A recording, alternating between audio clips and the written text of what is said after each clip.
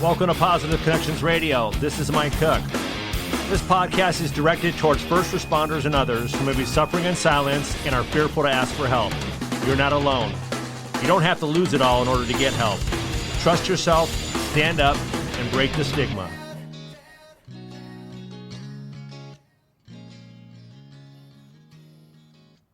Jim McLintock. Can you see me? Straight out of Aiken, South Carolina. Nice, buddy. Hey, how's my sound? Are we good? You sound great. Awesome. How you doing? I'm good. Right into the Mike Koch studios of Southern California. Right on, man. So let me tell you a little bit. I've been trying to get used to the move that I made across country, and I'm here in South Carolina now. And now that like fall and winter is closing in on us, every day is something amazing. I woke up the other day just to see 30 degrees and frost covering everything. Wow. I walked outside with a cup of coffee with a t-shirt on, and I go, oh my Lord, went back inside and got suited up, And then yesterday I woke up, went outside with a sweatshirt on, expecting 30 degrees, 70 degrees. Oh, are you kidding me? Today I woke up expecting 70 degrees. It's raining. So I was talking to my neighbor about that, and they said, welcome to the South. Is it like that? What a culture change. How do you feel from moving from Southern California all the way over across the states? It's been an amazing, very interesting experience. It's really great being here in what they call the South. There's so much, it seems like kindness. People are always saying, that's the Mike Koch alarm. That reminds me. What is that? That was my phone alarm reminding me not to be late for our podcast.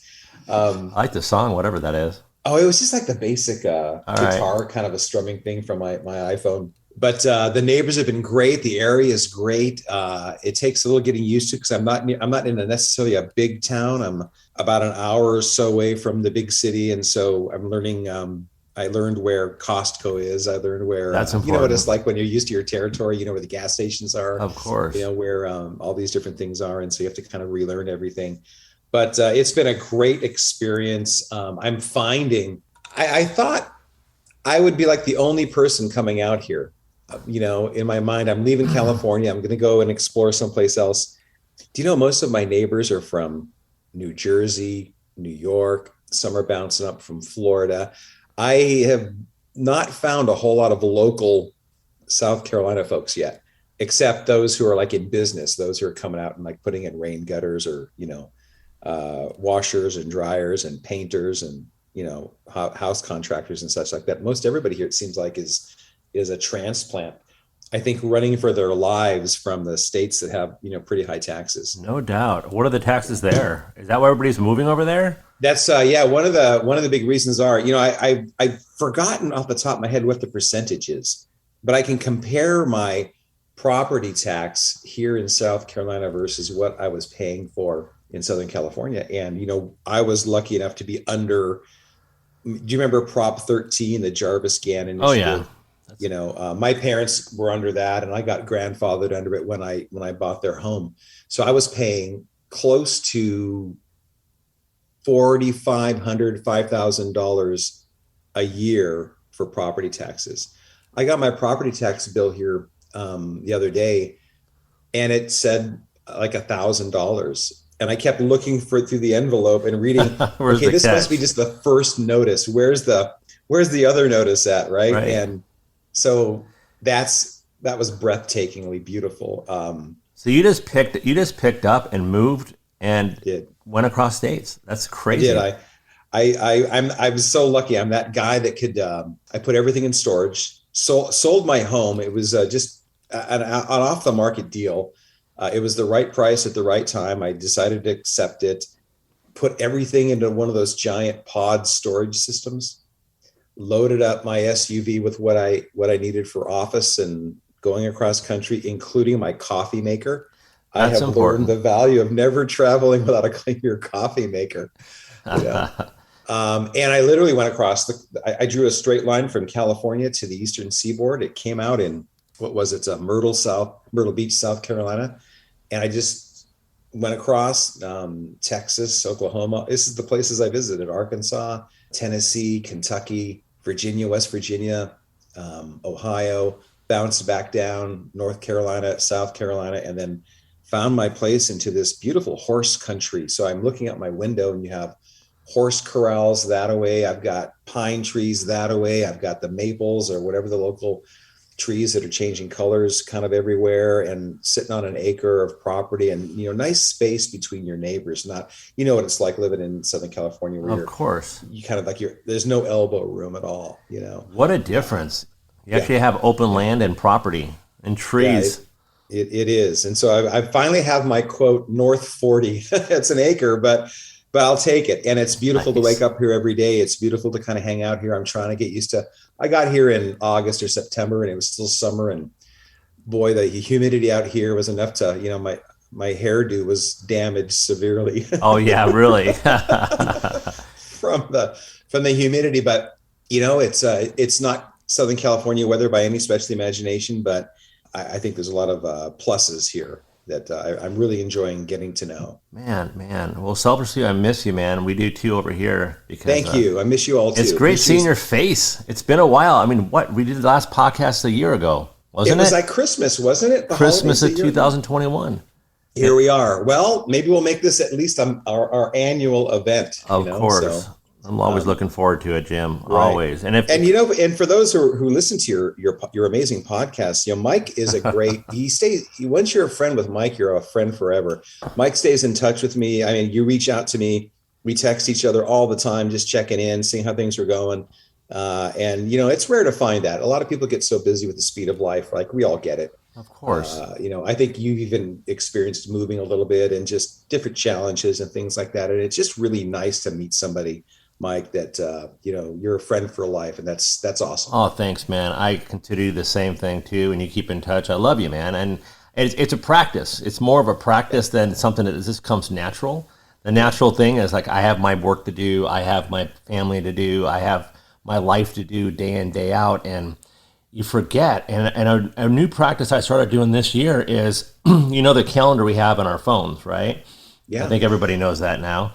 I use the calendar and I'll text someone or call them on a specific date, and I'll set it up for, 2 weeks, a month out. I'm trying to get into that, to keep in contact with more people, because that's what we have, communication and that connection that a lot of times in life we just don't do. Seem to be stuck in our own heads and doing our own thing and doing our own life, and it goes by so quick, man. The older that I get, I wake up in the morning, I'm like, geez, another week has gone by. I'm actually like looking back on it, doesn't seem like that long, but it does go by quick. What a great practice that is. I need to do that. I have an old-fashioned handwritten calendar, and I always try to, and I don't think I have yours, Mike, so we'll talk off the air unless you want to put it on the podcast. What's that? When your birthday is, so I can make sure I'm saying hi to you on your birthday. So October 15th. All right. Hang on. Let me get that down in front of me here. October 15th, Big Mike's birthday. That's done. It, buddy. Right before Halloween almost, more or less. Good. Yeah. All right. And so I like to stay in touch with folks, and like out of the blue, I like to find out when their birthdays are and just like remember them. Yeah. And just like reach out to them on their birthday. Hey, happy birthday to you. And, surprise people and stuff. Doesn't that feel good? Doesn't that feel good when's your birthday? February 21st. February 21st. Let me see if I have you in here. So make sure you put me down. And I'm a big fan. Yeah. Mike, I like to call people and say hi on their birthdays, but I like to receive gifts. So if you could send me something that's worth you got it, man. $100, that would really solidify our friendship. How much you want? 100. Was that too much? Dude, that's cheap for my other friends. They're charging me a lot more than that. No, I'm just messing with you. Just if we text each other and say hi or spend some time on the phone, that'd be awesome. Oh, always, man. And plus, we can Venmo or whatever we need to do for that. Venmo. I am a fan of Venmo. What do you need while you're over there? You had to get like new clothes and parkas and rain gear and boots. Well, as you can see by my professional attire, I am still a fan of my surf wear sweatshirts. Yeah. And so I've actually have to go out and get shopping because I just have everything from Southern California. I got just, the basic blue jeans, and I got some business professional stuff, shirts and sweatshirts. What's the attitude over there with people if they notice that you have I don't know what you're wearing there, but any surf shirts and stuff? Do they ever make any comments like, "Oh, you're from California"? That's such a great question, because coming across country, or even being here, I still have my California license plates on my SUV. I haven't had a chance to change things over yet, and everybody that sees me, you always know when a person is not from California, but they're recognizing you. They say, "Hey, you're from Cali." Because we know nobody in California says Cali. It's always an out-of-state thing, right? Right. You and we're from California or SoCal or whatever it is. So I got that across. And then even wearing the surf shirts across country at gas stations, people would walk up and, "Oh, hey, are you from California?" "Oh, yeah." And they would see Dana Point, a Killer Dana surf shop or whatever. Yeah. And they would say, I'm from Poway. I'm from San Diego. I'm from, Irvine or whatever. And we'd stop and have this conversation. The locals here haven't said anything about my surf wear yet, but they have commented about my. They're probably talking. I'm sure they're talking about you behind your back for sure. Oh, they always do, right? And it's never anything good. Oh, yeah, definitely not. No. Oh, Mike, you'd love it here, because everybody out here. My first weekend here at my home, someone practices target practice. They have their acres and stuff, and you can hear the sound of a 9mm or a 45, or people around here practice their weapons skills. Oh, yeah. And it's crazy. I'll be sitting outside with a fire outside, just relaxing at night. All of a sudden, you'll hear the double taps, the triple taps. I'm just keeping people off their property. Man, it's peaceful. That's great, man. You can't really do that around here. No. I think you did. Then I think they call the police on you out there. Oh yeah, so, for sure. I was always trying to figure out, is that a shotgun or is that a semi-truck tire on the freeway? Right. It could be both, man. Yeah. Yeah. I mean, well, it doesn't surprise me. I mean, you making friends out there with your personality and who you are. How is the business out there? You're still doing. I mean, you were a police officer for a while, but you've been a therapist longer than you were a police officer. Yes. Yeah. It's been great. I being licensed in California, one of the beautiful things about our profession, if you're licensed in California, I can maintain seeing my clients by video or telephone clients, all of my clients in California. Great. I don't have to get licensed out here to do that. You'd have to get licensed out there though to see clients where you're at, right? Right. Every yeah. state. If I wanted to take on some South, and it's interesting because I'm kind of in this tri-state area. I've got Georgia's real close, North Carolina's real close. I'm here in South Carolina. So if I wanted to, I could position myself and get some licenses here. But so far I haven't had to. I maintain my full private practice. It's been amazing. All I have to do is keep track of the time difference. And I have, you can't see it, but my dream come true, Mike. I got those 4 clocks on the wall that you would see like in the White House: Pacific time zone, Mountain time zone, Central time zone, and Eastern time zone. And so I look over at those trying to figure out, like when we were talking, say, okay, Mike, we're going to talk at 9 o'clock Pacific, 3 clocks over. That's 12 o'clock me. It makes it easier for me to keep track of. It's like a war room over there. It is the war room. The war room. I'm going to change the name of my counseling from McLintock Counseling to the War Room Counseling. By Jim. By Jim. That's great. I love it. Do it. I will. Extra bonus points on your American flag. I have mine out front. I see it in your background right there. I put it back there. I like it. I really do. It's a thin blue line flag. It is. I see it now. I have all the flags, but yeah, nice. Definitely. Beautiful. Proud to be American for sure. Right there with you. God bless us, man. Proud to be a former police officer also. How are things going for you out there? How's business and counseling and all? You're an amazingly busy counselor out there. We are going great. I work for First Responder Wellness, as you know, and I tell you what, man, we keep growing. We're growing at a great pace. So we're able to keep up with it with employees and the proper people that are dealing with the first responders, because it does take a special breed of person to deal with us, the trauma, especially if they haven't been, in the field before. But yeah, a lot of people are getting help. A lot of people are giving back. I keep in touch with a lot that maintain their recovery. And I'm not just saying their alcoholism recovery. It's emotional sobriety that I work with a lot of the guys with and girls. I tell you what, they're actually getting a lot of good help, and they're doing their program. I noticed too over the years, if you're not willing to do something for yourself and you think that you just go into a clinic or you're going to a rehab or you go to a few meetings and that's going to get you better, or even therapy. I mean, therapy is great, as you know. However, that alone, if you don't change anything in your life, nothing really changes. And so it's not a quick fix. It's not a marathon, actually it is a marathon. It's not a sprint, right? Right. So it's going good. I'm really blessed to be doing what I do. I really am. I thank God every day. I'm grateful, and not to say that things happen in life that are stressful, but now I can deal with it. Just I have a way of coping with things nowadays that I never did before. Right. And that stems from all the training I've done in the field of recovery and learning like all the acronyms like H.A.L.T. Remember that one? Hungry, angry, lonely, tired. Yep. Hungry, angry, lonely, tired. And I remember the first time I heard that, that makes sense. I could probably remember that. And after saying it a few times, I do. And it also tells you to stop and think about what you're doing before responding and why you're feeling that way. I go to the first one, hungry. It usually is hungry. If I'm feeling out of sorts and it's about 1, 2 o'clock in the afternoon, I think, did I eat breakfast? No. Did I have anything?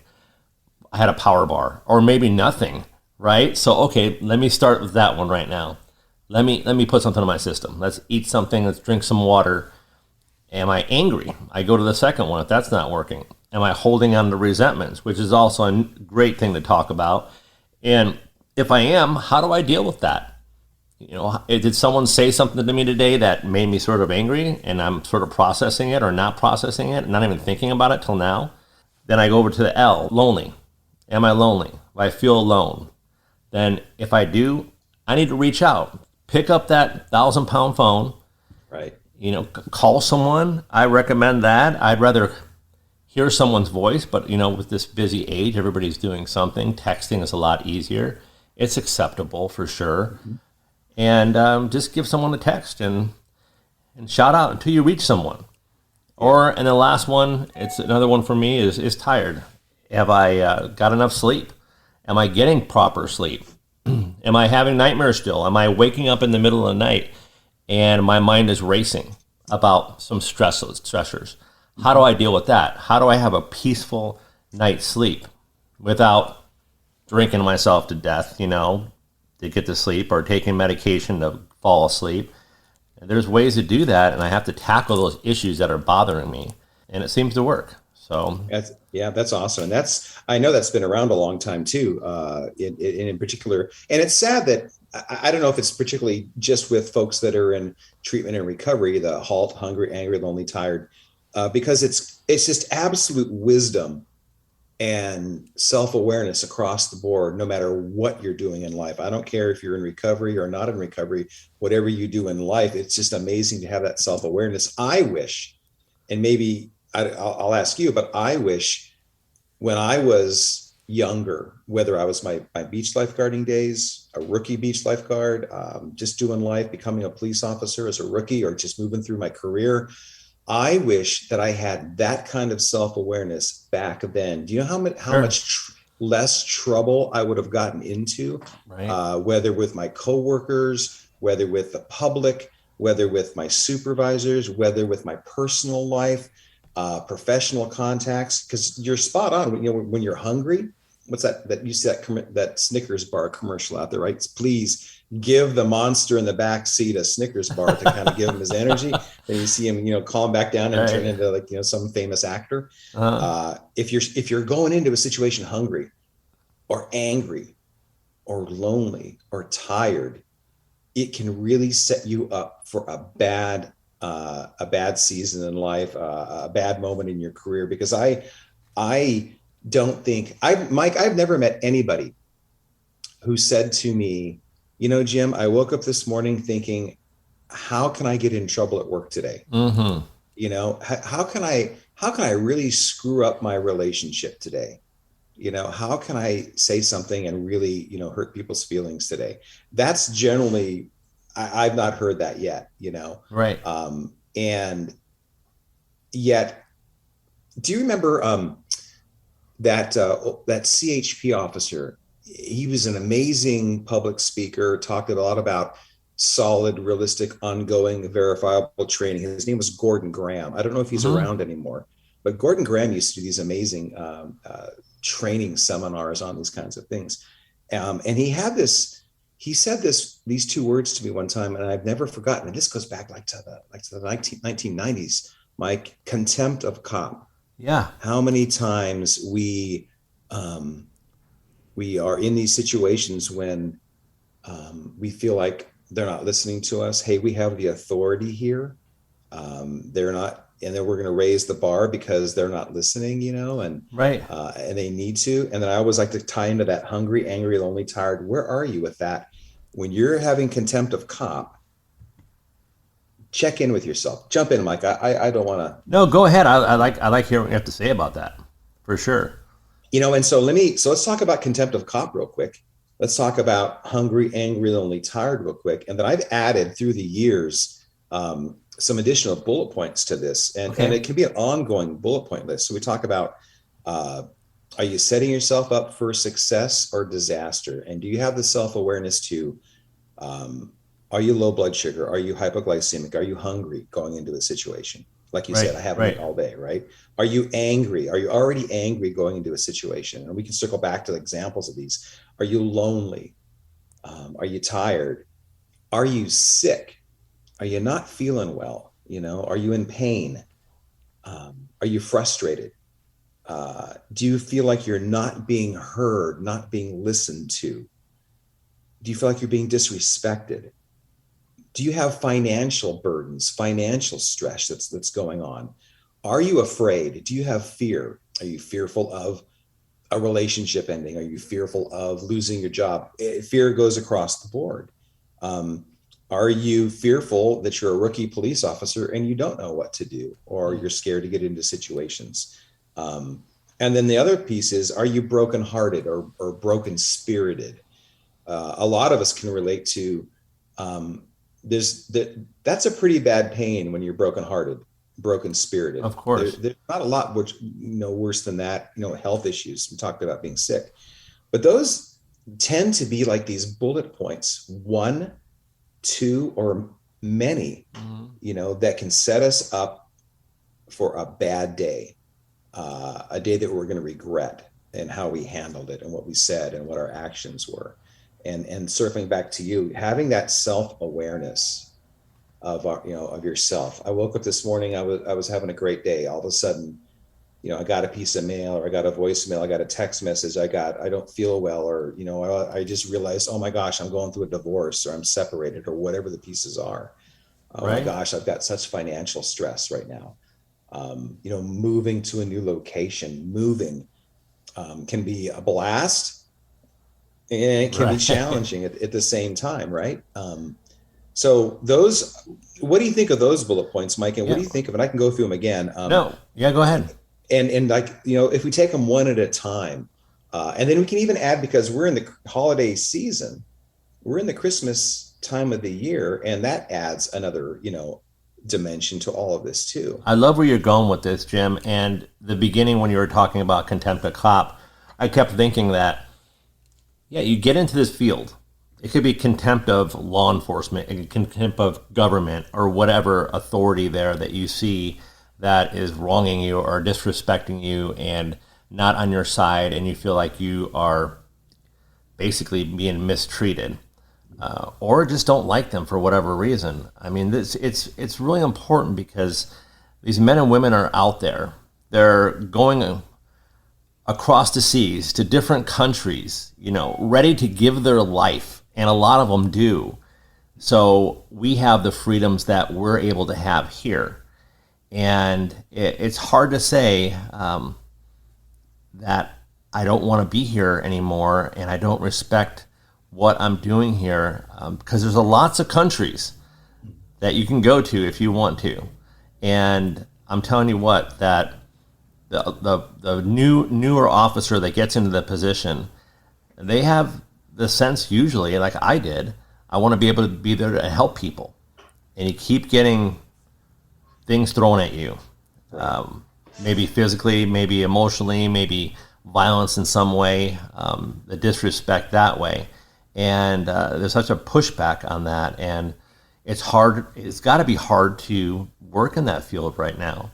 And a lot of the men and women in first responder related fields, they're maybe at year 20, 25, and a lot of them are retiring early or just getting out of it. I know some people that are getting out of it after year 5 or year 6. They're done. They're done. There's too much stress. We have the firefighters out there that are working countless days in a row and maybe getting a 2 or 3 day break and then going back and doing countless days. I'm talking about 7, 10, 14, 21 days in a row. And they're doing that because that's their job, first of all. Second of all, they're being told to do that because they're short staffed and they need people. And you sort of, it's the line, I think, sort of gets blurred. I'm like, what am I doing this for? What am I really doing this for? I'm wrecking my life. And what skills do I have to deal with this? Like you said, I wake up in the morning, everything seems to be good. And oh, shoot, I've got this bill I have to pay. I've been procrastinating. Need to pay this bill. How am I going to make this money? I got to pay child support, alimony. I'm going through a divorce. I'm pending a divorce. I mean, there's a lot of things going on. Maybe a move, maybe a job change, and those things keep piling on. How do we deal with that? How would you suggest that we can, give people some information how to deal with those situations when they come up? It's just great points, Mike, and I think all of us, you'd see me in the camera, I'm nodding my head because everything you were saying, I'm like, man, I've been there. And it's, I never want to go through that again, if at all possible, or those kinds of seasons. A lot of it is, boy, don't I wish I had been seasoned with wisdom earlier in life, and when I was in these public safety careers, to keep myself or to be able to manage these seasons of life. I love how you say seasons. I love that word seasons. I really do. Because a season is what? There's a time period to it, right? It's not forever. It's a season. A season can be an hour or two. It could be a day. It could be 2 or 3 months. Okay, go ahead. I'm sorry. I was just thinking that. I love how you say those things. I like it too. It's season. It's not just for your Thanksgiving dinner, right? It's really true. I found that, I really have learned on that seasons, and seasons are unique to everybody. Like our time frame with something. Like when I'm working with somebody who's struggling with whatever, sadness, depression, anxiety, or trauma, or whatever it is, I tell them, this is a very unique journey for you. It's unique for everybody. There's no time clock ticking on when you're going to feel better. There's no time clock ticking on how long this season's going to last. You feel better when you feel better. Your season ends when your season ends. Some people, have incredibly long seasons that they're going through something, and other people a bit shorter. And I just found that when I reframe it into those kinds of pieces, like I think we've talked before, Mike, about, how, some folks talk about life and the events in life as being linear, 2 steps forward, 1 step back. Other folks have talked about, life being more cyclical. And I embrace that. And that kind of ties into the seasons that I sense that I go through and people go through is, like we talked about, you wake up in the morning and you could be 12 o'clock. You could be on top of the world. And then 5 or 10 minutes later, something goes sideways. It could be, I ran out of coffee. Oh my God. Right. How am I going to do this? Did I save the coffee filter from yesterday so I can recycle it? Right. Or horrible things where your health, you remember what you're going through. You remember how your heart's broken. You remember how you're in trouble at work. Oh my God, I've got to have that attorney. I've got to talk to my association rep. I've got to, stand tall before internal affairs today, or whatever the pieces are. And how quickly your world thunders out of control, and you go from being at the top, 12 o'clock high, top of the world, to being at the bottom. It could turn on a dime. It really can. And when it does, and it will. I don't fool myself anymore thinking that it's not going to happen. Yeah, it's you can think I'm taking 2 steps forward, 1 step back, 2 steps forward, 1 step back. I'm barely, I'm going in a straight line in my head, and sometimes there's a pothole I have to go around. Sometimes I trip into it. I don't want to fall on the bottom of it because my pothole is pretty deep. But you know what I'm talking about. But right. Hey, Mike, what are you doing in here? I thought it was my pothole. Give me a rope. Give me your hand. Hey, I'll put you on my shoulders. Can you get to the top and then pull me out? So yeah, that's it. And life is like that a lot of times. However, when you get to that point and something happens, you're in the kitchen making your coffee, on your recycled coffee filters, if that's what you do. I have been known. Okay, all right. And you happen to turn to the right real quick and knock the coffee glass on the ground, and it breaks into a billion pieces, and you're stuck there. How do you react? Well, the old Jim, I don't want to interrupt you. The old Jim would have a catastrophic meltdown with a lot of F-bombs. Right. Mm-hmm. Right. And that probably would have lasted throughout your whole day. You might even remember it the day too. You might have been telling stories 2-3 days later about how bad that was. And I can't believe what an idiot I was for knocking that on the ground. And then you have to freaking clean it up and get the handy wipes or get the roll of paper towels and bunch those things up and try to get all the piece of glass shards. And if you have family members, there might be someone underneath the couch and the freaking cat or dog's playing with a piece. And, you pick one up and you cut your finger, of course, because I've done that numerous times, knowing that I'm not going to cut my finger, but then I just go pick it up and the glass is sharp. Little shards are sharp, and now I'm bleeding, and I have to go get a Band-Aid. But then I have to freaking clean it off, and I really don't want to. And I'm pissed off that I have to put a damn bandage on my hand. And I go back to the kitchen, and the bandage gets wet, and I'm pissed off because the bandage is wet. So I have to take that thing off, put a new bandage on, and I'm just all over myself. And pretty soon at the very end, I don't even want freaking coffee anymore. I'm just going to go to one of those popular places. Yeah. And that means you have to go out and get behind the wheel of the car in that frame of mind. Exactly. In that mood, right? And then how are you going to be with the poor, server, barista, the line, you don't get whatever happens on the way, Definitely. Right. It's funny, Mike, we were talking about this because just about 2 weeks ago, I was making coffee in the kitchen, and I tend to get up at 4:00 in the morning. I've always been an early riser. And so I'm in the coffee. It's in the kitchen. It's dark. I'm making coffee. I don't. By the way, folks, I want to interrupt you, but you didn't. Yeah. Until you've got a cup of coffee from Jim McLintock, you have not had a cup of coffee. He is old school. What do you call that drip? I don't even know what they're called. Remember those old percolators? He has percolators, and not just one. He's got a collection of percolators that he has this whole process of percolating coffee. And it's probably the best tasting coffee that I've had in a long, long time, man. So go ahead with your coffee story. I want everybody to know that. Right. Thank God they're like, stainless steel or solid metal, because I've dropped these things a bunch of times. You got one that's dented, right? Oh, it dented and it bounces, and the coffee grounds go I don't grind my own coffee grounds. I'm old school enough. I can just go and buy them pre-ground. Not that I don't like the aroma, but I know me at 4:00 in the morning. Or I just know me in general. I am going to grind stuff.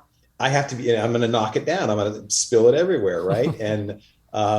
and that's never easy to clean up, like you were saying. Or I'm going to take the bag of ground coffee, and I'm just going to spill it everywhere. I'm even trying to dump it. How many times I try to dump it into a big Ziploc bag so I can store it and not dump it over. Oh, I didn't get the end in. Oh, I was wondering what that feeling was going down my knee onto the ground. Right. The hazards of coffee usage. I'm telling you. It can be dangerous. Right. And so there you are. You get up in the morning, this is the example we're using, audience that's listening. There's probably some tea drinkers going, I don't know what you're talking about. We don't have that problem, Right. But then you should talk to a therapist if you're just a tea drinker. I'm just saying. But anyway. Yeah. Sounds like South Carolina compared to California. I know, right? A bunch of tea drinking people out here. God bless them. Nothing wrong with that. But give me a cup of coffee. So the other week, I got up at 4:00 in the morning, having a great morning, came down the hallway, started making the coffee, and I just knocked it everywhere. We talked before about how the old Jim would have just gone into this meltdown tirade, F-bombs, and the whole day would have been ruined, And now I remember I knocked it down. It fell everywhere. Water was everywhere. Coffee grounds everywhere. Filters, just, it's horrible. And I'm looking down at this mess. And I went over and grabbed the, I went into the bathroom and I got the shower. What is it called? The thing you step on when you get out of the shower, the shower mat. Yeah, shower mat. Shower mat, which is like you can like wash it. I turned it upside down. I put it on top of all the stuff that's laying on the floor, and I sat back and I go, restart. Let's just get that second coffee pot out. Let's just get the second thing out. Let's just fill it up with more water.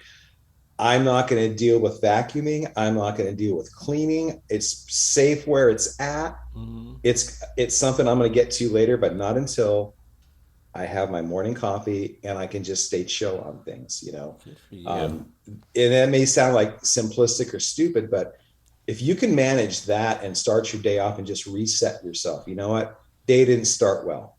In my brain, thundering all the problems that I have. Coffee's kind of not a very intense example, like we were talking before about going through a breakup, going through financial devastation, going through problems at work, you name it. Yeah. It can set us up for, some really difficult emotions. And I'm a big fan of not dodging those emotions, but reframing them. It's like we know from addiction and recovery, it's important to feel. It's important to feel every ounce of the pain. And the truth is, healing is in feeling every ounce of the pain and learning how to manage it, Yeah, I get it. So, yeah. Oh yeah. I mean, and it's, and like you said, it's not just the coffee. I mean, maybe it started with the coffee, but it's how we handle the situations. And if I'm not present for it, if I'm not present to feel the feel, I want to escape it because it's not pleasant, right? It's not pleasant to be present. There, I made a new new thing. Make an acronym of it, and we'll use it. Pleasant to be present, yeah. But it's not. It could be sort of painful. It's uncomfortable, and sometimes it stings pretty bad. So, but walking through that, I don't have to go about having a drink over it. I don't have to go about being angry over it. I have to deal with it and sit with it and use the acronym HALT. Mm-hmm. It tells my body and my mind just to slow down for a second. Right. Is this the end of the world? No. And, it's this. It's a situation I'm going through. How do I properly handle it? The old Mike might have been, I would have made a phone call. I would have responded to a, angry text as being an angry person, being sarcastic about things, that kind of thing, passive aggressiveness, and now I could just sit through it and try to find out what coping skills would I use and what would I tell somebody else and what has been told to me. Right. And the first one is being mindful and present. And you can use the analogy of the coffee cup. Smashes to the ground. You're in that moment for a couple seconds and you might feel the anger boiling up. I still do, but it's a practice. And I've dropped numerous coffee cups, by the way. I'm sort of clumsy sometimes, so I've experience in dropping those things. But how do I react to it? Do I just walk away? I put a towel over it. Do I clean it up right there? What I do right now, I usually laugh. Sometimes sometimes I laugh out loud. Most of the times I do laugh out loud, and no one's around. Even if someone was around, I would just laugh because that's opposite of what I would have done in the past. Yeah. And I progressed to that point. Before it was like, okay, I'm going to work on my issues. If something happens, I stub my toe. It's not the wall's fault. Why would I hit the wall? Why would I kick the wall again? I stubbed my toe on the wall. So sit through it. Try to be more careful in the future. You have to deal with the consequences. Just like that with a coffee cup. You have to deal with the consequences of picking the stuff up and not reacting to it and just breathing. And I would tell someone, just breathe. Just try to be present through it. Is it really going to ruin your life that it's all over the floor? You have to do some work. Big deal. It's going to delay you. Maybe there's a reason you're being delayed. If you add a spiritual component to it, there's a reason why this happened. Oh yeah, because I was not being mindful, and I put it at the edge of the counter, and I knew that I could have knocked it over, and I did knock it over. I'm beating myself up because I knew better. I should have moved it when I was planning on moving it, but I was lazy. You can go through all that stuff, or just say, I'm just going to walk through the situation. Or I'm going to call my buddy Jim. I just had some really bad news from a loved one. I am going through this or that. I just really need someone to listen to me. Affirm that I'm not going crazy or out of my mind, and have some good people in your life, like you are. Thank you, and right back at you. You know, it's really amazing, Mike. I was taking notes as you were talking about these things, and on the last point you made, and I'm going to circle back to the other ones you made. How better we feel, and correct me if I'm wrong, but how better do we feel when we actually take a moment to talk to a trusted friend?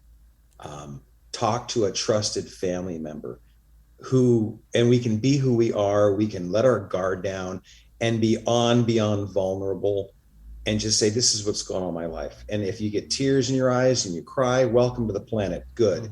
You know, I wish more of us cried in those situations. But don't you feel better, Mike, when you just take a moment and just, hey, Jim, I'm not having a good day. This is what's going on. And when you're done processing it, is the problem solved? Probably not. But you were able to connect with somebody else who understands what's going on. Like there are sometimes, Mike, and I'm sure you felt this before, where you get this news from friends or family or clients. And I've said to them, hey, Mike, I don't know what to say. Mike, sometimes I'm blindsided by stuff. Sometimes I'm absolutely ambushed by things and I don't know what to say. But I do know this, I'm close, I'm concerned, I'm with you. I'll walk this through with you. It may be painful, but I'm right next to you, you know? And how comforting I think that is. It's comforting when I hear it, you know, when friends say to me, you know, hey, Jim, how can I be a friend to you right now? What do you need from me? And a lot of times I just start crying because that's instantaneous relief. Oh, thank you. You know, I don't know what I need, but I need that. Right. I don't need a fixer. I just need someone to listen to me. And those words are beautiful. Definitely. Yeah. You know, I just want to be a friend to you. I'm your buddy. You know, how can I be your friend right now? Yeah. You know? It's almost like, you know how we get like that unconditional love from like the dog. I love animals, dogs and horses in particular, and how like my cattle dog, my border collie will know I'm not in a good place right now, you know, and they just start pushing me and nuzzling me and wanting to be with me. And that brings tears to my eyes. Like, I don't know how you read that in me, but thank you. And, you know, let's take a time out. Because they're in tune. They're not worrying about gas prices. They're not worried about all this stuff. They probably couldn't even comprehend it, but they're there. They're there for you. They have that. They can feel that, and be able to know when you're hurting. And that is another good point too that you bring up, is that to develop your toolbox. There's another tool also is to be aware of that. It's about aware of not only your feelings and processing it, but other people also. So when you're able to develop your own program of recovery, whatever that looks like, if it's emotional recovery, whatever, everybody would really benefit of having their own system in place and having their own toolbox. And when you notice that in another person, not ignoring it, it's so easy to say, she's going through some stuff right now. I can tell she was crying. I'm just going to take a left into the restroom and shut the door because I don't want to deal with it. Or maybe being more empathetic and talking to that person. You might be not the best of friends. If you're holding resentments toward that person and you're not, I would definitely strongly suggest start working on those resentments. But, you know, whatever the case is, if you truly see someone that's in distress, and really they can trust that, you know, you're going to, you know, be there for them, ask them what's going on. And I usually don't, I just like, I give them, I go, hey, you need to talk. Right. No, I don't need to talk right now. Well, it seems like you're going through something. I noticed this. Once you start picking things out about, I noticed this, not just, oh, okay, you're good, I'm good too. Because I said I'm good so many times throughout my life, numerous years, and I wasn't good. Sometimes I was, but for the most part, when I needed the help, I wouldn't accept it. I would just say, Mike's good. Mike's the good guy. He knows, you know, everything's good, everything's solid, I'm grounded, and I wasn't. So, but picking up on that, but it takes so much courage, Jim, as you know, with us to just ask for help or be honest. If I say, hey, I noticed this about what's going on with you. I'm okay. Well, if you're just okay, you're not good. Okay is a little bit on a scale of, really bad and excellent. Okay's a little bit, good is probably like a 8, and okay is like a 5. 5 bordering on 4. Once it gets to 6, you're sort of like in the middle there. And so, how do I bring you up to a good? What's happening? And if they say, hey, I really don't. I had someone last night talk to me, and I knew something was going on. They're like, I just needed this meeting. I just needed to be here. I'm like, great. If you ever need anything, if you want me to listen, you want anything, you have my number. Where to get a hold of me on. And sometimes we just need to be around people too. Absolutely. Mike, when you talk about HALT, and we get that visual in front of us, H.A.L.T, hungry, angry, lonely, tired, the beginning of our bullet points. Mm-hmm. And you think HALT, I automatically, and I think a lot of others, I see a stop sign, right? Mm-hmm. Like you take the letters S-T-O-P out of the big red stop sign and you replace them with HALT. There's like a big stop sign in front of me. Mm-hmm. Stop, HALT. Process this. Process the process of the process. Slow this down. Right. What are you going through? And then what I love about the stop sign is it's red in color, just like the heart. Do you have a heart for yourself right now? What are you saying about yourself in this moment in time? I'm an idiot. I'm an effing whatever. Are you? Or did you just drop coffee this morning? Mm-hmm. Or did you just prove that gravity is still working on the planet? Right? Can we reframe this? And where does that come from? Is this just how we learn to respond to life? Does this go back in time to how we were raised, what our families of origin represented for us, or how we just learned? Did we get stuck in arrested development? Here I am, a 30-year-old, 40-year-old, 50-year-old, 60-year-old professional. I can prone out the best of anybody. I can handle any medical call on the planet. Mm. I can drive code 3 lights and siren. I'm going into situations, fire, danger when everybody else is running away. Yay. Mm-hmm. But when it comes to like dropping the coffee, responding with emotion, difficult emotion, anger, whatever's going on, what age is that? Is that how a 30-year-old, 40-year-old, 50-year-old person responds generally? Or are we stuck back in, the way a grade schooler, a middle schooler, a high schooler, a teenager responds, that arrested development piece, where chronologically we're older, but where are we at with our emotions? Right. And if we have awareness to that, if there's a gap there, that self-awareness is key. And okay, now how do I start getting that caught up to my chronological age? And it's like everything we're talking about: practice, dedication, new behaviors, working on the neuroplasticity in the brain, retraining your brain, time and distance. You're not going to change this overnight. I certainly couldn't. Mm-hmm. But I started working on it. And it was amazing work. It was difficult work. It was raw. I can't believe, I thought I had it all figured out. Evidently not. But that's okay. Welcome to the planet. I learned to embrace these difficulties. Why? Because they're going to happen again and again and again. Mm-hmm. It's just the planet and how it rolls. And if we can embrace the fact that the days aren't going to be perfect, our life isn't going to be perfect, but our life can be a ton of fun at the same time, and how it cycles around. If we can get good with that, I think we're on such an amazing path to victory and reprocessing things. That's a great point. And you also bring up, there's things that happen in life. And if you look back at your life, if you can, close your eyes and think, don't close your eyes if you're driving, but if you just think back, when a part of your life changed, it could have been a young age. It could have been your teenage years. You changed your perception about your reality, about how you thought about the world, how you thought about yourself. Maybe your ego was deflated. Maybe you were, in a really bad spot. Maybe something horrible had had been happening to you or happened to you, and you might be carrying that on in your backpack.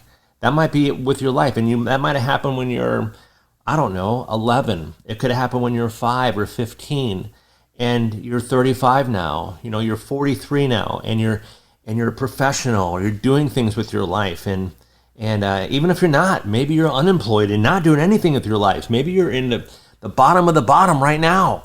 Somehow, you're listening to this and saying, "What the hell do I do about this?"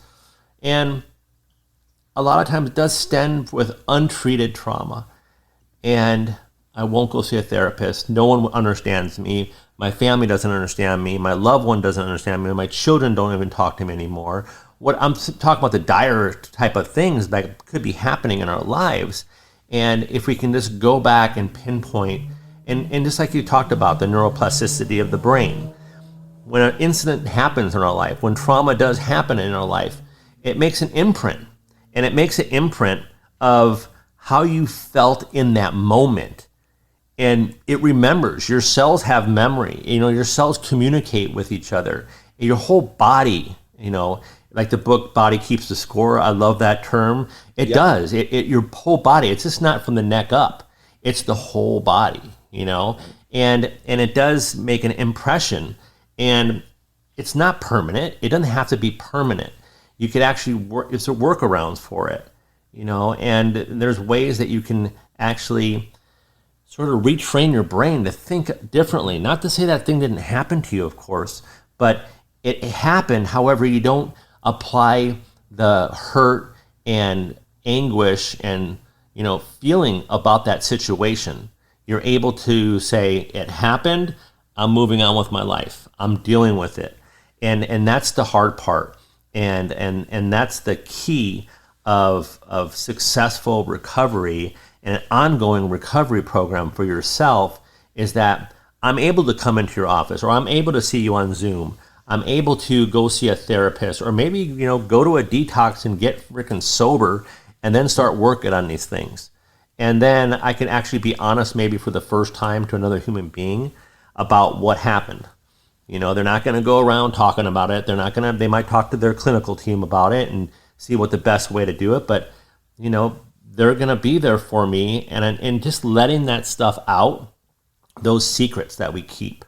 Right. And another term it's really good to think about is, you're as sick as your secrets. And if I'm holding these secrets, it's like a poison I'm holding. I don't know why, but it's like the resentments. If I'm holding these, that's another part of my backpack that I'm like, I have a little side pack. It's my side pack resentments. And I have another side pack. It's my side pack secrets. And no one can get to it. This is my backpack. It's on me. And I refuse to open it up and tell you.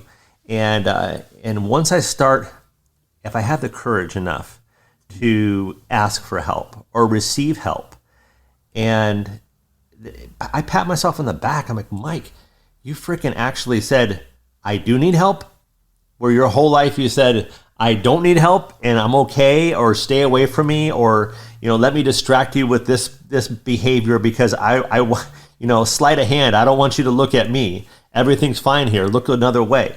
But once you finally sit down, you come all the way in and sit all the way down, and you'd actually listen and you speak the truth. Man, how they say the truth will set you free. Right. I learned that.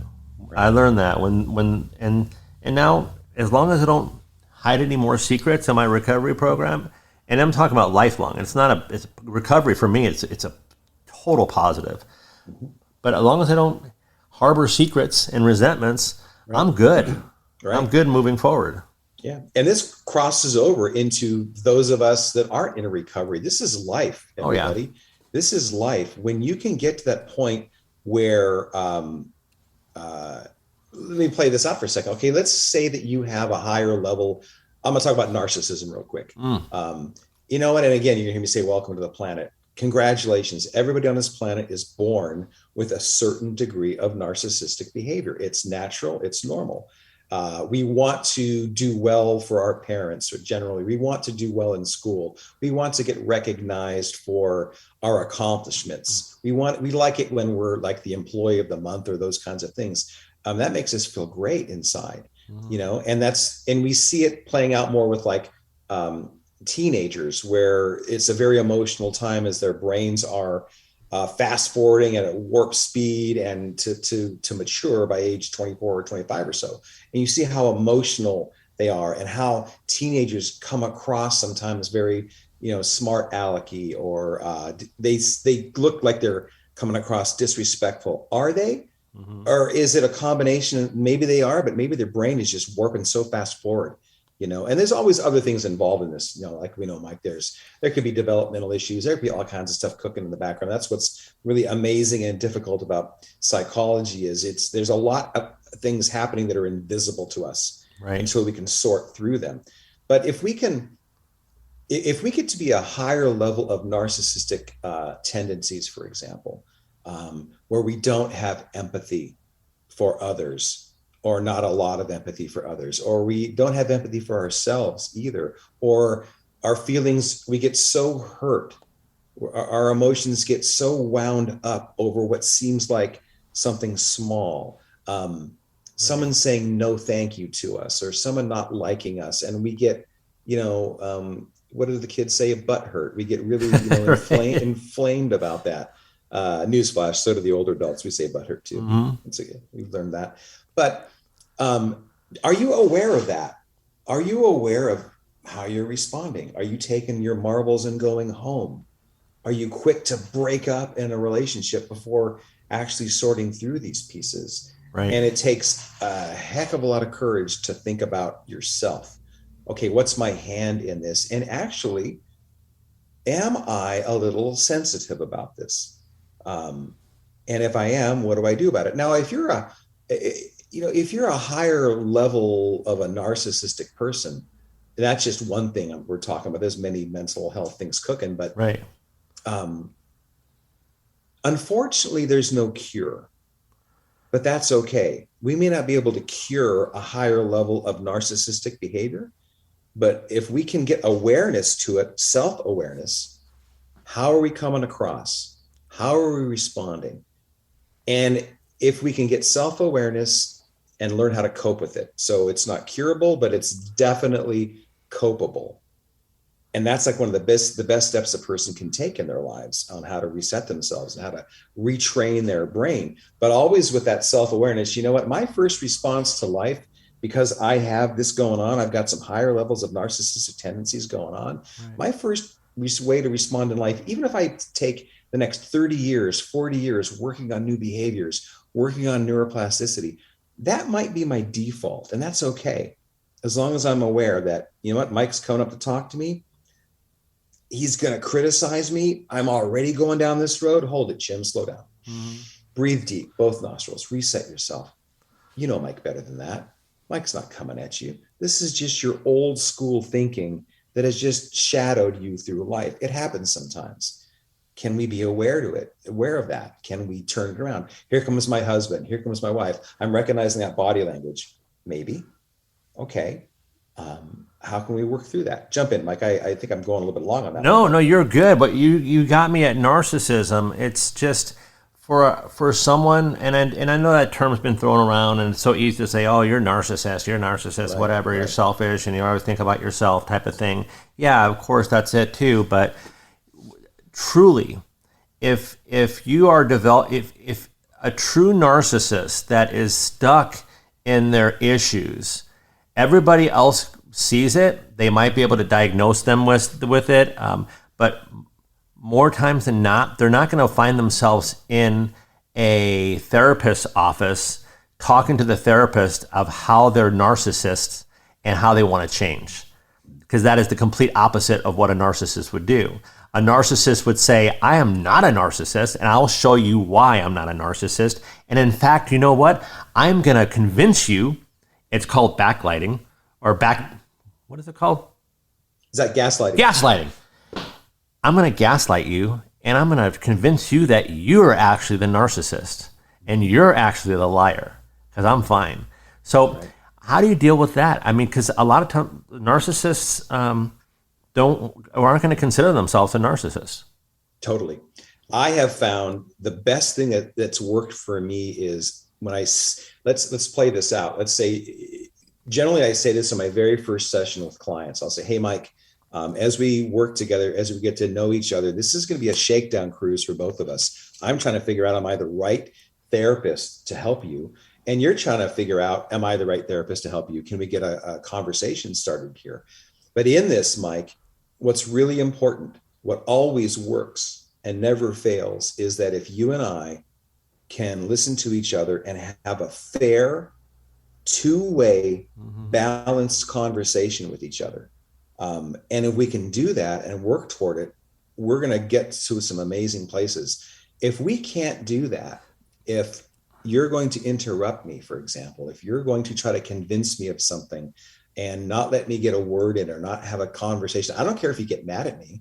I'm not going to get mad at you, but if you want to yell or scream or whatever, I can work with that. I can help you. But as long as you give me a fair chance in, and a lot of people can do it, Mike, and some people cannot do it. Or if they can give me a little light in there, we can start working that way. I've had it in sessions where the client, I couldn't get a word, and I kept saying, yeah, I can't get a word in with you. You're not giving me a chance to even speak. And when I do, you're jumping on me. Are you aware of that? Sometimes they say no. And some people go, yeah, my wife or my husband or whatever always tells me, people tell me that they can't get a word in with me. And then I practice that trick where you have you hold a pen or you hold a highlighter or, something soft in case they throw it at you, right. a dry sponge, or a beanbag or something. And say, hey, Mike, here, you hold this. And as long as you're talking to me, you hold on to that. But when you make your point and when you're done, hand it to me gently. That's important. Can I hand off this conversation to you gently? I take the item, I'm holding onto the pen or the whatever it is, and it's my turn to talk. And can you work on, at that time, check in with yourself. Do you find your thoughts more rotating around getting the conversation back? Yeah. Proving your point? Or can you get some self-awareness going and just breathe through this? What is Jim saying? I don't have to agree with it, but can I hear it? Does that make sense, Mike? Jim, that is awesome. That's another tool. Yeah. And people listening, that is another tool you can use. I'm going to use that also. I know I've heard about it before, and probably from you. I haven't implemented it yet, but that is a great tool. And if they can do it, now, Mike, don't get me wrong. I've had some clients that they can't do it. Right. And I'm not kidding. They have thrown the object at me. Yeah. And generally I say, okay, well, what just happened? And always remembering it's just the mental health doing the talking. This is difficult on the client. This is not easy. There's a good reason why they can't talk. Right. Or choosing not to talk. There is a good reason why they're having a very difficult time pumping their brakes. Generally links back to, not all the time, but generally links back to childhood trauma of some sort. Sure. And you can just use your imagination what that could be. It could be like a latchkey kid who was always stuck in the house and the parents were trying to protect them for their heart was in the right place, or the horrible aspects of childhood that we all are aware of. I don't think we're allowed to say latchkey anymore. We can't say latchkey? I don't know. Maybe folks don't know what that is. It's just when your parents used to lock you inside the house to make sure you're safe. Don't answer the door. Don't talk to anybody until I get home, right? Meanwhile, the parents are working 3 different jobs. This goes back to the Depression era. These are actually true stories from my family of origin, right? Where, just don't go outside and talk to anybody. Don't answer the door for anybody, right? Well, we'd have a key. If you look at the origin of latchkey, it was a key that the kids would wear around their neck, one key for the resident. So when they got home from school, they'd be able to open up the door. They were latch keys. I was a latchkey. I had no idea until I was 35 years old before I go, is that what that means? Latchkey? Right. I thought it was like a German word or something. Latchkey. You're a latchkey kid. I had no idea it was a latch key. Yep. I swear to you. And that's what I start using the internet. We have this thing now, this magical thing, a little box that we carry around with us, and it has information about everything. And you can't trust it all, but I do get that part, and and the whole narcissist thing too. It's in that term, and people listening right now, a true narcissist probably would have stopped listening right now and hates me, Right. And because I've offended them. So, and I only know that based on experience of my life and living with a narcissism. And so, however, if you look at it as a positive word instead of a negative word, just like alcoholic or an addict, I look at it as a positive word instead of a negative word. Yes, you have some issues drinking. You abuse it. You probably should never use alcohol again because the consequences are so dire. You know, I've got a DUI now. Look at me. I've lost my house now. I've got a divorce now. And yeah, it's tied to alcohol, but maybe, alcohol wasn't the biggest problem, it was her or him but just like narcissism too, you're stuck. You're stuck in that spot. And I'm not saying, I don't know if there's a cure or not. Is there a cure for alcoholism? No. Is there a cure for that? Probably not. It's, maladaptive coping skills and mechanisms that we use through our whole life. And maybe we were raised that way. We don't know anything different. And you talked about earlier about recovery. And some of you aren't in recovery. I look at recovery this way. You're born in this world with no instructions, right? For the most of it, unless someone, says, I remember, past life or whatever, but you're born here, you know nothing. You're a baby. You grow up in whatever kind of environment you grow up in. And I know DNA has a lot to do with it and family lines and origin, but you develop these things through life. And, first of all, you were in a warm stomach and you were like, this bacon there, and all of a sudden you're in this world, and that's a shock just to be born. And you are in recovery from that point on, trying to figure this place out. Yeah. No one knows. No one knows. I mean, you might believe whatever you're going to believe, and you go this way or that way. And however, no one knows for sure about anything. I don't. I really don't. If someone does, maybe they can talk about people. But right. Well, look how fast things have changed in the psychology and the counseling field. When we were younger, there wasn't a lot known about counseling, and our generation and the generations before us are amazing men and women who were back in the day, World War I, World War II, any war, Korean War, back in those days, even Vietnam. It wasn't, we didn't talk about stuff. You just held it in. Right. You just dealt with it. I think about all those great ranchers and farmers back during the Great Depression or the turn of the century in the 1900s. There was no carpal tunnel. It was, my hands hurt, but tomorrow I'm up at 5 again and I'm not stopping until the sun goes down. Right. And so time and distance, we've evolved with counseling and therapy, and how much greater the knowledge is now because we can do brain scan imagery. We can, we're learning about more of the eye movement, the EMDR therapy, the desensitization process and how successful that is, the talk therapy. And I just touched on something, and I'm losing it from my brain real quick here. The ability to, when we're police officers, we're in law enforcement, we're in a paramedics, fire department, how many times do we get on the radio and say, firefighters, give me a second alarm going. Give me a third alarm going. What are you doing? You're calling for backup. Right. As a police officer, send me a backup. I need, in California, or at least in my department, give me code 1 follow. Give me a code 2 follow. Now I expedite my follow-up, get him your code 3. Even then, I'll speak to law enforcement because I'm more connected to that.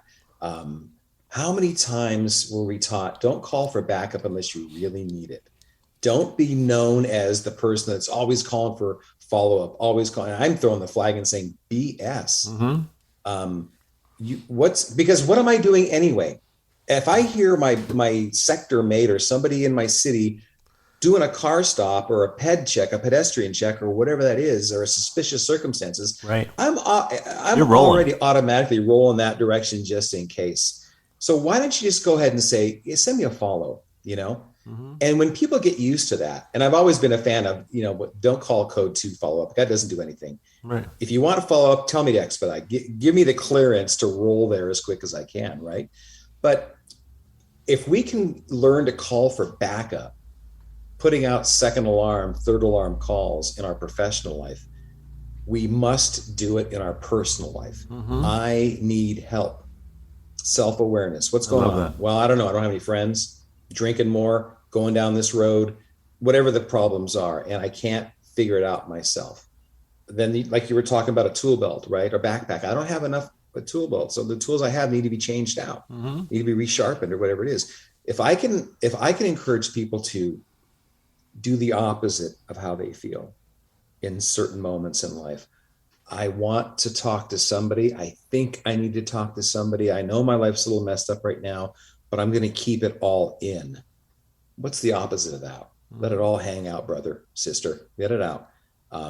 If I can help you live your life in appropriate times with nothing to lose, nothing to prove, and nothing to fear. Live your life from that perspective. I got nothing to fear here. Well, you may lose your job. You may not. Right. But it's picking the right people to communicate with. Of course not. You're not going to go to generally speaking, you're not going to go to the sergeant or the lieutenant or the commander or the captain or the chief or whatever, your supervisor at work, if you know your job's in danger, if you're struggling with that fear. Well, that's normal fear, but let's get you talking to somebody who you can trust. And the same thing in our lives, Mike, right? We don't blurt out to everybody. That's unwise. We learn. I can't talk to Bob anymore because he, what's that saying?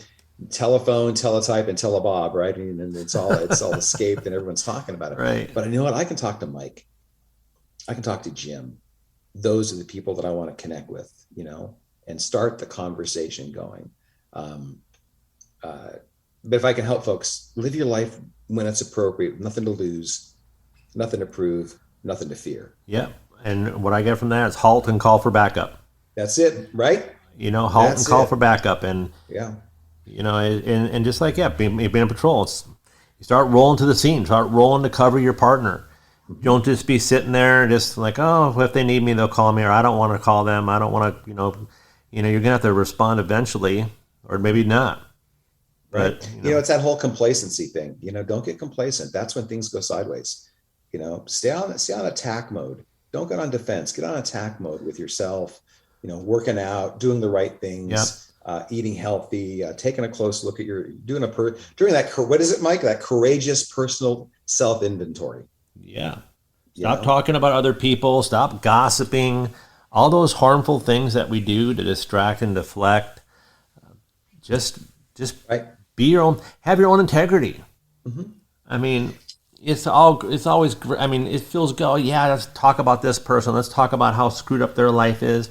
Well, you know what? Why don't you look at your own life first? Yeah. If your life is so perfect, then you better write a book, make a movie or get on a podcast and say how you're doing it, because right. I don't know many people at all. I don't think I know anybody that can say my life is perfect.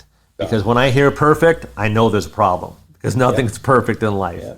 So we all have so many bullet holes shot in us, and it's important to work on ourselves, before we start pointing fingers at everybody else. What is the thing that I say to people, like when they're critical of me, family or friends, loved ones, when they say something that stings, they don't like something about me.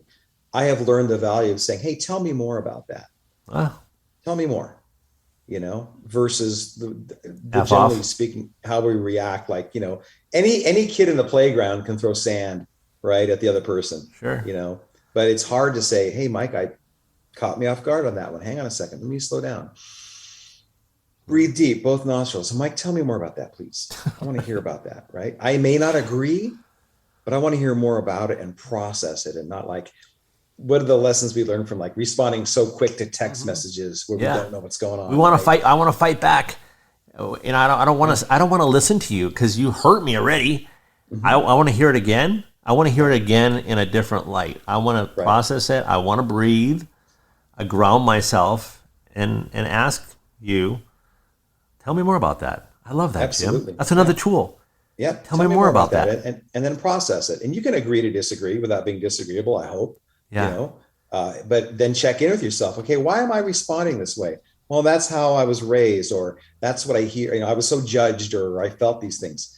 And another piece I didn't want to lose track of. I know our time is going by here so quick. Yeah, Mike. definitely. I know we can talk forever. I can't believe it's been an hour. We got to end this pretty soon here, but let's do. But Mike, you were talking about going to meetings. Yes, sir. And some folks that are in recovery, they struggle with going to meetings for a lot of really good reasons. I get it, but I think people are missing out on how important the connection piece is, and also. People don't realize that if you're looking to restart your life, if you're looking for another career or the same career or education or whatever it is, when you go to a meeting, I don't care if it's a 5-person meeting or a 60-person giant meeting or whatever it is, you are instantaneously connected to hundreds of people. Right. You've got 5 people next to you. They know somebody. And those people know somebody. Connection. And those people know somebody. And if you don't start that conversation, hey, Mike, you know what? I'm new here. I have a hard time talking, but I need to know who I can start talking to and get me out of this. Are you that person? Yeah, Jim. And you know what else? So's Bob over there. And so's Mary over there. Let me get you to know these guys. Why don't you hang with us? We're going to go get pizza afterwards. Nice. We're going to go out and go mountain biking or hiking. We're going to go to the beach. Why don't you join us? And if your first response is no, I strongly encourage you to do the opposite of that. Do the opposite of how you feel. Exactly. I love that. Yeah. Do the opposite, what you want to do. Yeah. Definitely. Mike, we got Christmas coming up. And yes, I know we just do. got a couple of seconds left. We have the holidays coming up. But what are your thoughts on a survival guide real quick to get folks through Christmas, through the New Year's, and into, can you believe, 2023? Jeez, Christmas 2022. The tools of getting through that. It's a triggering event. The month of December, November, the weather's changing. The holidays can be super stressful for many of us, especially in the first responder realm, that we're dealing with a lot of trauma around those times, alcohol issues, but just in general, it's tough. But what were some of the tools? Well, if you're going to an event, or it could be a work party, it could be a social gathering, family gathering, and you're sort of feeling like, well, you know what? There's going to be a lot of alcohol there. There's going to be people there that, I don't want to be triggered by it. I don't want to be in a place where I feel unsafe. Well, then get a plan together. It's always good to get a safety plan and an exit plan. So let's say if alcohol is your thing and you just became sober, you want to stay sober, you're not really working any kind of specific program, you're just like, I'm not drinking. I don't want to drink anymore. I would strongly suggest get into a program. If you're living with someone that has a drinking problem and you want them to get into a program, get into your own program.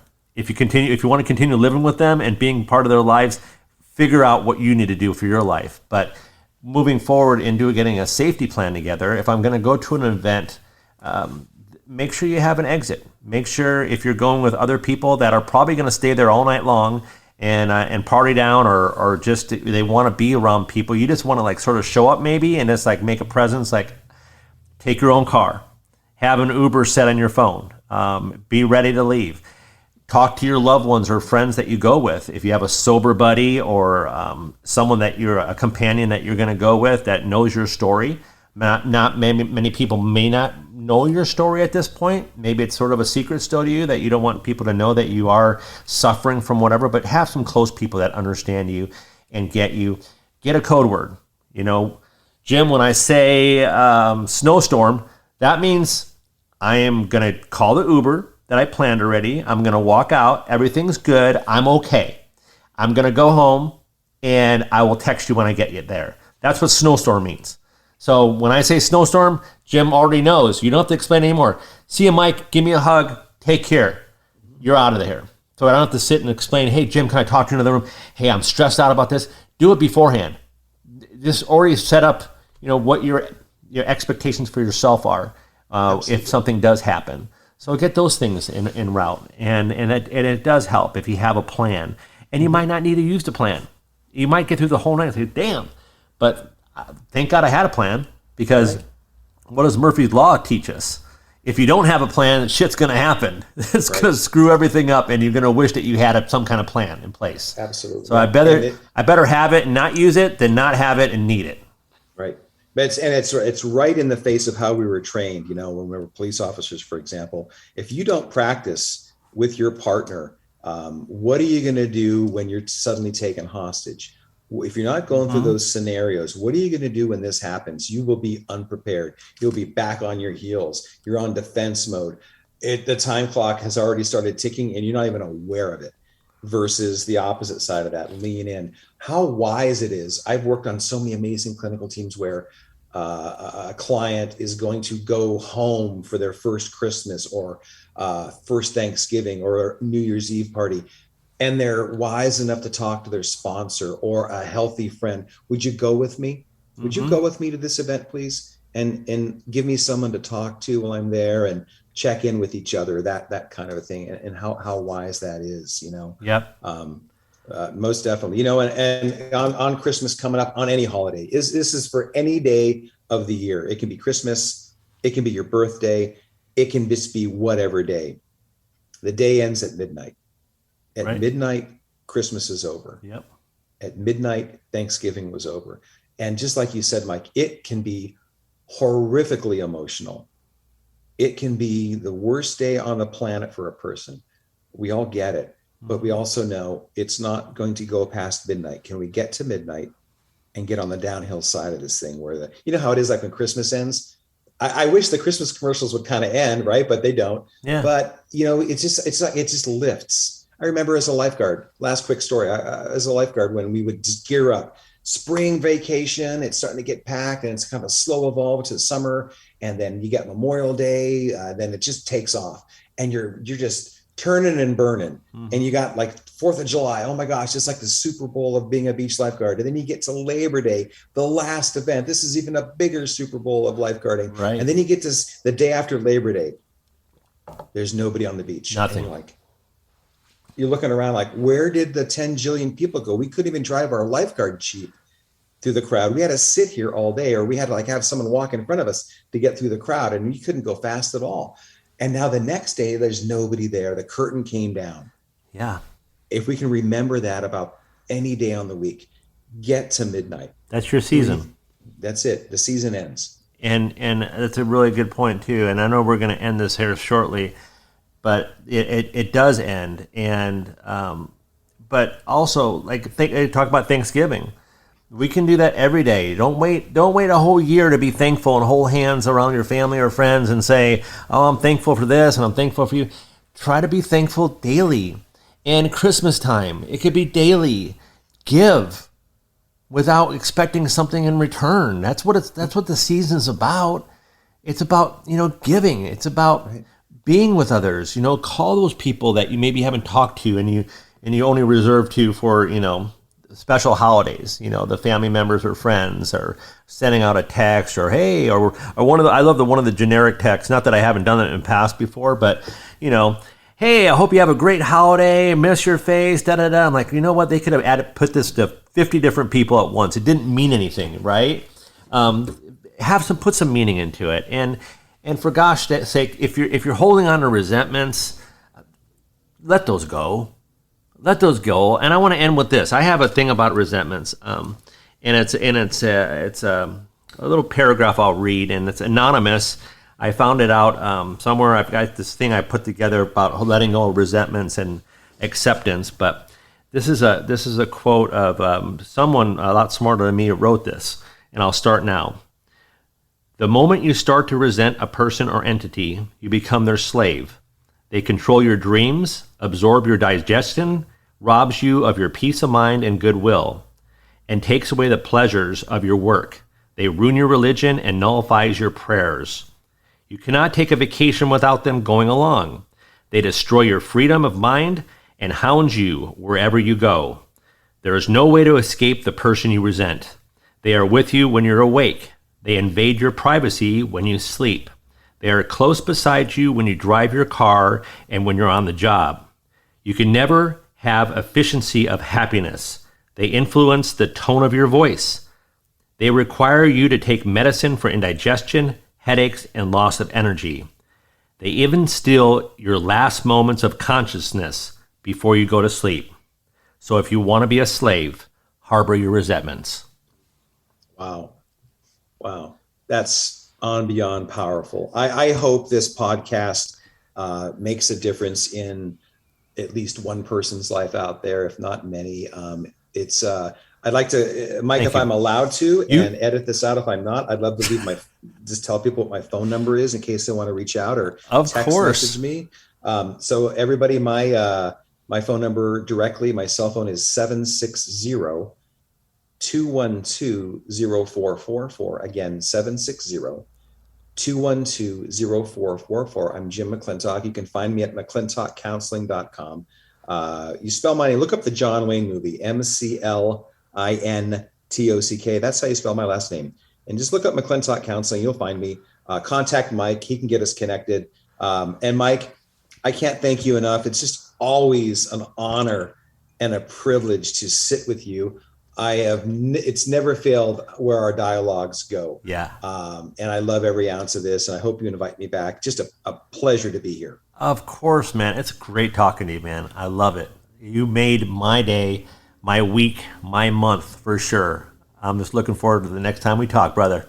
Right there, back at you. Mike, Merry Christmas to you and yours. Please tell the great folks back there at First Responder Wellness I send hi. You bet. Give them all a hug for me, and my best to you, and Merry Christmas to all. Thank you, man. And everybody listening, great podcast.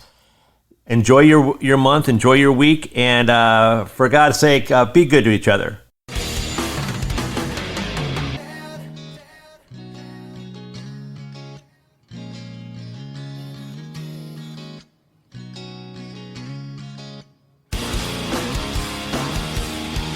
Thanks for listening to Positive Connections Radio on the Mental Health News Radio Network. If you're having issues, you can do it alone. However, you don't have to. It takes courage to ask for help. How can we be there for others if we're unwilling to be there for ourselves? So until next time, be strong, stand up, speak your truth, and break the stigma.